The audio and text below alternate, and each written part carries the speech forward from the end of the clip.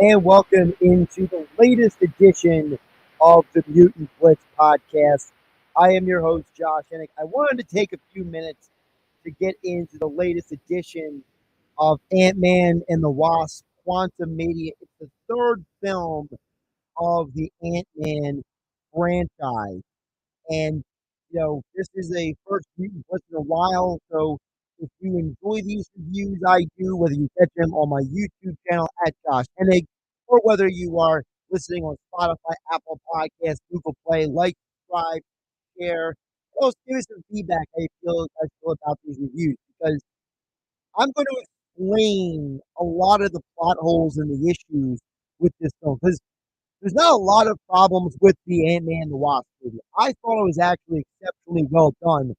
And it's really the first Marvel movie that got back to, for lack of a better term, the Marvel method that actually does what people love about Marvel and got away from, I think, the things that people didn't like as much about some of the other properties. Because, as a quick review, Phase 4, as I told you guys for years here on the Mutant Blitz podcast, was supposed to be a foundation layer for the next 5-6 years of Marvel films and shows.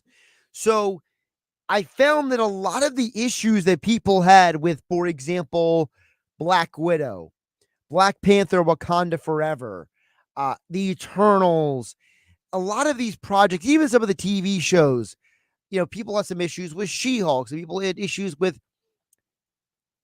Wanda and Vision, their TV show. A lot of these issues were born out of the COVID pandemic. It was the idea that a lot of these projects were being formed and cultivated in a world before we had all these delays. And so what happened was Marvel was trying to set a foundation while work their way through all the chaos of the regulations and the travel and all the problems that went with the COVID issues. So what you had was a phase 4 that was a little disjointed, a little bit of a jigsaw puzzle, right? So here's where Quantumania is really the first film that is purely done without any interruptions, any chaos, any problems. And I think that's a big reason why I enjoyed it, because this was the first movie that really set things up for the future.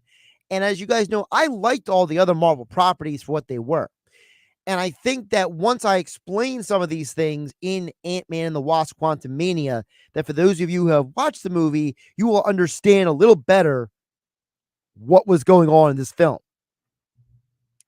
Now, again, if you didn't read the title, this is a spoilers review. I am laying it all out there in this review.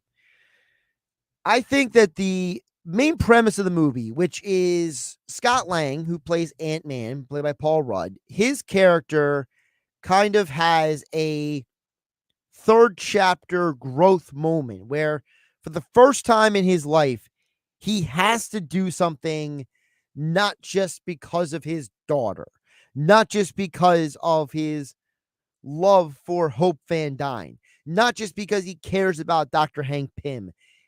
He does something because it's actually the right thing to do.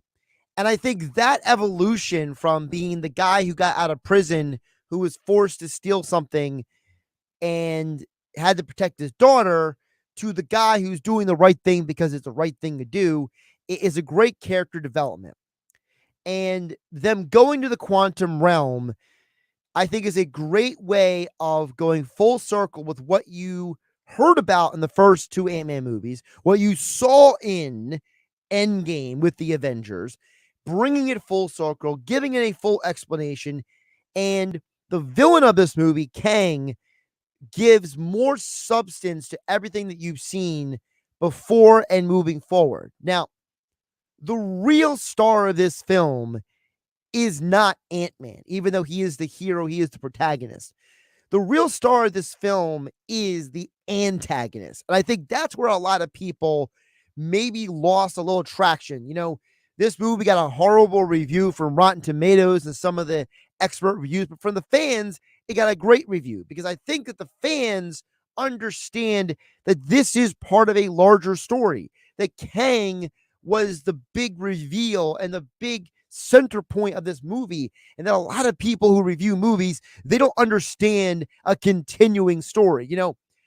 Those same people who didn't like these Marvel movies were the same people who told people the Fast and Furious movies were stupid, even though they made billions of dollars at this point. Or the same people who probably had issues with the Harry Potter movies, but them making all kinds of money, or the Lord of the Rings series of films, which all these movies I just mentioned, they have interconnecting stories. So I think as a standalone, these movies are not going to be elite isolated films. I think that the fact that you have to accept going into this that these movies are part of a larger story. If you are jumping in to Ant-Man, I don't know, if missing 4 or 5 previous Marvel movies, you're probably going to be disappointed. You're probably going to be left in a real predicament. So let's get into what actually happens in this film. So when they go to the quantum realm, they find out that Kang has been dominating that realm for, they don't really say how long, but it's assumed about 30 years because of what Janet Van Dyne says. And she explains that he was really the reason why she had not said anything to her family about what happened down there, because of her experience with him. And you find out that the threats that Kang is alluding to in the trailers for this movie actually have more to do with Janet than they do with Scott Lang. And this is where Marvel does a great job at, misdirection when it comes to the trailers. They're not lying to you. They're not mistelling anything. They're misdirecting. And you find out in the movie that Janet, because she had been down there for so many years, she had learned to survive. She met Kang. He lied to her. She find out the truth of what he really is and who and what he was. And she decided she had to fight against him. And then along the way, she decided that if she could find a way home, that was more important to her than staying in the quantum realm. And for all intents and purposes, it's not a horrible narrative, but I think that was one of the things that people had problems with. I think that the issue that people have with the Janet Van Dyne, I didn't tell you the truth because narrative, was because I think a lot of those people don't understand how traumatic experiences impact people. A lot of times, and I'm not making an apples to apples comparison, but if you talk to people who have been through traumatic circumstances, through different things in their lives, you find out over time that whether it's a soldier who comes back from war, whether it is someone who, like, let's say someone gets stuck in a mine for X number of days and then they don't see sunlight for all that time, then finally they get brought back to the surface, or somebody who went through a traumatic health scare and they came out the other end and they're emotionally and mentally scarred from it. These people who go through these experiences don't understand how to verbalize their fears and their worries to their people they love because they want to be present in the moment. I think that's what Janet Van Dyne's character was trying to verbalize to her family when she was explaining, look, this is who Kang is. This is the problem with Kang. This is why he's dangerous. And I'm trying to help you understand why I never wanted to tell you about him. Now, if she would have told them the truth all along, maybe Cassie Lang, Scott's daughter, doesn't make the device that sends a signal down to the quantum realm that eventually pulls them back into this universe that Janet Van Dyne was trying to avoid. So I think that is one area of the movie that was very interesting because you see the relationship between Janet and Kang, that it's not a relationship of, love. It's not a relationship of need. It's not a relationship of friendship. It's not even a relationship of empathy. It's a relationship of, I understand you, you understand me, and we have an understanding of what has to be done for us to get out of here.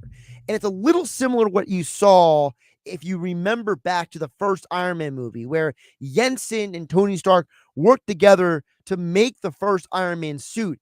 And it wasn't because they had this great personal connection. It wasn't because they needed each other necessarily. It was because they knew that without each other, they would not be able to escape the hellhole they were in. And it's kind of the same way with the quantum realm. But when Janet finds out that Kang is actually, for lack of a better term, the greatest nightmare she had ever encountered personally. Because remember, Janet and Hank Pym, they were snapped out of existence by Thanos in Infinity War. So, follow me for a second. Neither one of them encountered Thanos as we, the audience, know him. Because Thanos was a nihilist. Thanos was a guy who thought that he was wiping out half the universe to save the universe from destroying itself. Kang operates in a similar vein. You find out in the movie that he wants to fix the multiverse because his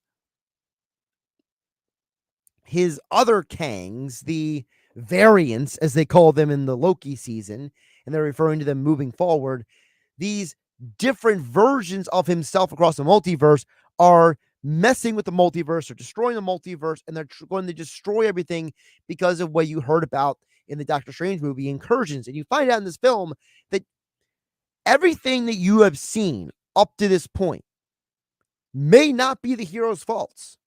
Those incursions might not be Doctor Strange's fault, as you heard mentioned to him by Cleo at the end of Doctor Strange in the Multiverse of Madness. You go back and watch Spider-Man No Way Home, you realize that what happened with the multiverse actually might not have been Spider-Man's fault or Doctor Strange's fault in that movie. What you saw in Loki might not have been fully his fault. Moving forward, you look at what happened in all these films, starting to realize, wait a minute, how much of what happened was the heroes making mistakes and how much of it was Kang's variants messing with the timeline? Because if Kang has been stuck down there for a few decades, what that means is his variants that you see later in the film are actually the ones behind messing with timelines, causing incursions, and that maybe they're using people in these universes as pawns. And that is why the real villain is Kang, but it's also not Kang. And I'll get to that point in just a couple minutes, but let's progress on the story. You find out throughout the film that basically there has to be a showdown between the heroes and the villain. It's the theme of every superhero story. But the path to getting there is very unusual because throughout the movie, you see a parallel conversation happen between Scott Lang and Kang versus the original interaction that Janet Van Dyne had with Kang, which is Kang keeps promising these people, I can bring you home, I can give you what you really want, I can do all these things for you, or in Scott's case, I will get your daughter out of this, prison if you do what I ask, if you help me fix my problem, if you give me back my power, which is this, for lack of a better term, to not use comic explanations. Kang has an orb that has something similar to Tony Stark's arc reactor that basically works as a quantum generator, allows him to move across time and space wherever he wants to go. And the reason why I compare it to a quantum, I say it's quantum, but I also say it's like an arc reactor because of how it spins. Remember that the arc reactor, if you ever rewatch Iron Man, the arc reactor functions in a circular motion, but on a horizontal plane. If you remember back to when Tony Stark makes the wrist bracelets that get them through time, to travel through time in the quantum realm, the design on the Endgame design was also a circular motion, but it was a curved circle. And I don't remember the scientific term they had for it, but there was actually a scientific term they used for how Tony Stark helps him travel through time. Well, if you notice, the quantum battery and all the devices that Kang uses are also circles, but they're not horizontal, they are not vertical, they are not linear, and they're not even curved. They are moving independently, which is a symbol of how Kang moves not on a linear line. He can move wherever he wants. And that's what makes him dangerous because, as Janet found out, Kang was going through time and purging timelines. He was murdering millions and billions of people to purify the timelines to stop his variants from messing with the multiverse and destroying the multiverse. And as Kang says, he wants to burn them out of time, which means he doesn't want to just stop his variants from what the bad things they're going to do. He wants to erase them from existence, similar to how in the Loki TV show, He Who Remains established the TVA to maintain the sacred timeline, whereas Kang, who is a variant of He Who Remains, he instead doesn't want to just establish a sacred timeline. He wants to keep the multiverse in a certain level of functionality. So basically, Kang and He Who Remains have similar goals. They believe, like Thanos, that they are saving the universe from self-destruction by murdering people. That's what they think. That's their rationale. They think the ends justify the means. Whereas the heroes, like Ant-Man, Wasp, Dr. Pym, Janet Van Dyne, and Cassie Scott's daughter, don't believe that murdering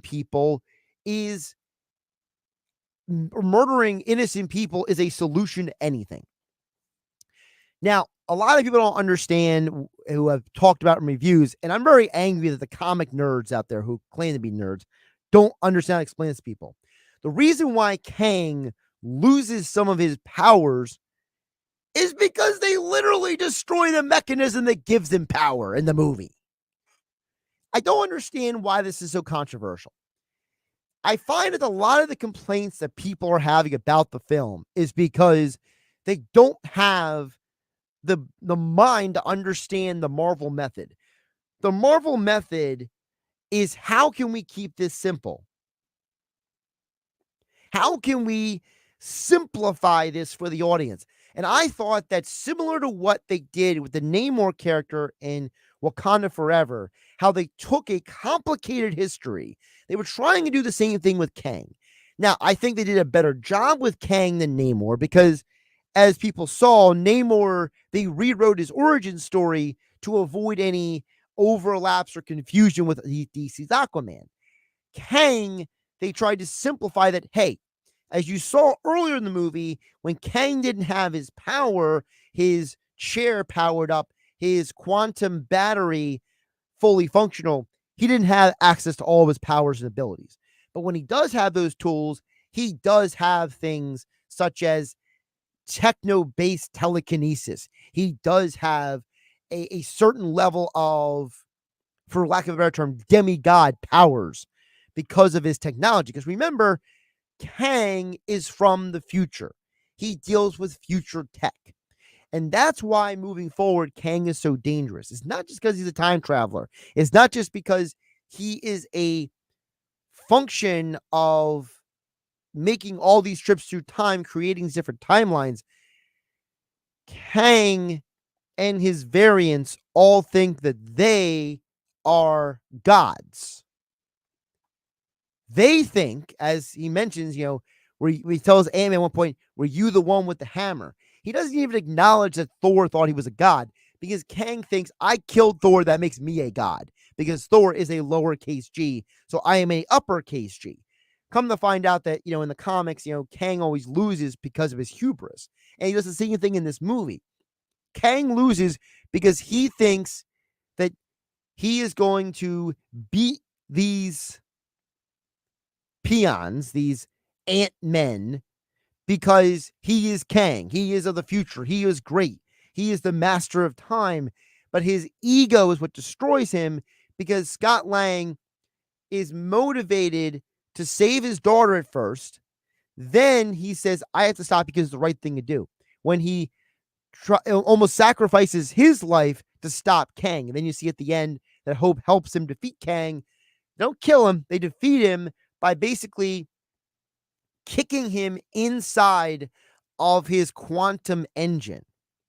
So basically, they're basically in a microverse in the quantum realm, a realm that is smaller underneath the world that we know as the MCU 616 main Earth universe. Now he has been shrunken inside of this quantum generator, which means technically either one of two things happen. He's either going to have to learn how to maneuver his way through the throughout the multiverse without the access to the full breadth of his tech, or them shooting him inside of the quantum battery probably sped him out somewhere else in time and space. And we'll probably find that out in a later movie. But the larger point of this film was to introduce Kang, show you that he's a threat, and show you that even at the end, Scott Lang is saying, did I do the right thing? It was Kang right saying that he was going to save the universe? Because again, Scott Lang and the characters of Ant-Man did not have the initial showdown with the nihilist Thanos. That was Captain America, Steve Rogers. That was Tony Stark, Iron Man. That was Thor from Asgard. That was Natasha Romanoff, Black Widow. That was all these other people. Remember, Ant-Man Scott was stuck in the quantum realm when Thanos made the snap. And when Thanos snapped out half the universe, Dr. Pym, Janet Van Dyne, and her daughter Hope were all not around. So as a result of all of this, this was their first opportunity to deal with a villainous threat that we, the audience, have been introduced to before. So that's some of what I wanted to explain about the movie. And that is, I thought they did a great job at taking the character of Kang, which has a complicated history in comics, to say the least, and tried to make it something that said, hey, here's the new Thanos level villain. Here's why he's dangerous. Now, these heroes are going to prevent him from doing what he wants, but he'll be back. Because at the end of the movie, Kang will return. Notice the end of the movie doesn't say Ant-Man will return. It will say Kang will return. Because I believe, spoiler warning, that in a future movie, Ant-Man Scott Lang will be killed by Kang. And I think that's why you're seeing so many of these young Avengers being introduced, because I think part of the conflict that is coming with the future Avengers movie is that there's going to be multiple heroes that get killed, like you saw in Infinity War, and that someone else is going to have to step up. And it's going to be these young heroes like Scott Lang's daughter, Cassie Lang, like Wanda Maximoff's kids that you saw in WandaVision and in Doctor Strange Multiverse of Madness. Is the same as Stature, who is the grandson of Isaiah Bradley that you were introduced to first time in Falcon and the Winter Soldier. And I keep going on and on and on. So I think they're going to have to eventually step up, because in the comics, the key to beating Kang is the Young Avengers, because as Kang says in the Ant-Man movie, he has killed Avengers before. But in no timeline has he ever fought the Young Avengers. And that's where they have an advantage to try to take him down. Now, on the flip side of all this, as I said earlier in the podcast, you were introduced to the real villain of the film. Not explicitly Kang, but the Council of Kangs. So in the mid-credit scene, you were introduced to something that is very famous in comics, and that was reprised in a parody version in the Rick and Morty television show. And by the way, one of the writers of this movie actually also wrote Rick and Morty. So there's a lot of parallels between Rick and Morty and this film in terms of presentation. And that is, the Council of Kangs are all the different variants of Kang from time and space that have been created, because remember, a variant is created when a specific character makes a different decision at a different point in time, creating a brand new multiverse. There are an infinite amount of universes because there are an infinite amount of people who have made an infinite number of decisions over an infinite amount of time. So that's the big reason why that is the way it works. And the real villain of the film, as you saw at the end, was the Council. You were introduced to 3 specific variants Kang that run the council. It was the older gentleman, Immortus from the comics, who is the oldest of the living Kangs and is the one that has survived the most of the multiverse wars. Rama Tut, which is the first time Kang traveled back in time, became the pharaoh Rama Tut and decided to basically take over Egypt. And in the comics, he fights the Fantastic Four. That's probably where the Fantastic Four come into the MCU with their film coming up. And then you were introduced to a cyborg-looking version of Kang, which is probably the MCU version of the Scarlet Centurion, which is the version of Kang that lands in the 21st century and fights the Avengers and loses because he was not prepared for what he was facing. It's the first time he ever faced the Avengers. And they're the real villains of the movie because they're the ones that are saying that they are going to go to war with the heroes because the heroes are messing with their multiverse. So I think that what we're building toward was what you saw at the end of this movie was similar to when you saw Thanos for the first time at the end of the very first Avengers film, which is this is a tease. This is a lead on because what you see coming up is there's going to be all of these skirmishes and these issues that have nothing to do with the Kangs directly, but are going to have something to do with building toward the big showdown with the Kang variants and then the return of Kang the Conqueror, who will basically take advantage of the situation, probably. And so you saw the trailer, the tease for Loki season 2. You saw that they're dealing with some of the variants, explicitly Victor Timely, which was a beautiful Easter egg callback to when a version of Kang got stuck in the past and lived in a town in the 1800s and basically tried to fashion himself as greater than Edison and all the other inventors of the 1800s because he had future tech and he basically viewed him as a genius, which he is a genius. But he obviously has the advantage of having future technology. You're also going to find out in shows in the future, like the Marvels, like, for example, okay, before we ever get to some of the movies, when you see Captain America and the New World Order, these lower level, not Kang level threats that are going to be dealing with are actually in part byproducts of Kang in the multiverse. So I thought they did a great job with Ant-Man, the Wasp Quantumania. I thought it was fun. I thought that there were some very fascinating parallels between the Wizard of Oz and the quantum realm. The idea that, the wizard got stuck there and he's been using technology to basically manipulate the people. A little bit of a similar tact going on there. The Wicked Witch of the West, in this case, would be MODOK.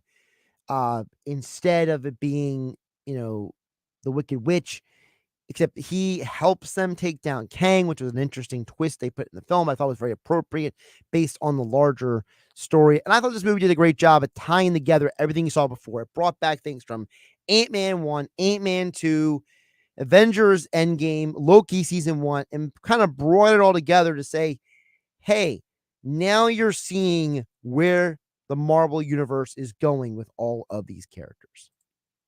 Thanks for watching on my YouTube channel at Josh Hennig on YouTube. Like, subscribe, share. And of course, you're listening on Apple Podcasts, Spotify, Google Play. Give me a 5-star review. Send me some feedback at Josh Hennig on Twitter.